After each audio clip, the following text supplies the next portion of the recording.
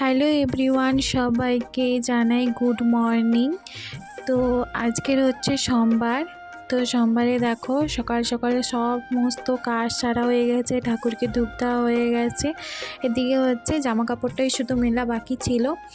তো এদিকে জামা কাপড়টা মিলে দিয়ে এসে নিচে এসে দেখি সোনামার বাবা ঘুম থেকে উঠে পড়েছে, তাই বিছানাটা ঠিক করে নিলাম। আর তার আগে হচ্ছে সোনামার জন্য খাবার বানিয়ে রেখে গিয়েছিলাম। তো দেখো খেয়ে দিয়ে আবার ঘুমিয়ে পড়েছে। ও হচ্ছে সকাল 7টার দিকে উঠেছিল, আর ওদিকে যখন আমি জামা কাপড় মিলতে চাই ও সেই সময়টাই উঠেছিল। যাই হোক, এদিকে হচ্ছে ড্রেসিং টেবিলটা অনেক দিন ধরে পরিষ্কার করা হচ্ছিল না, তাই আজকে ভাবলাম পরিষ্কার করি।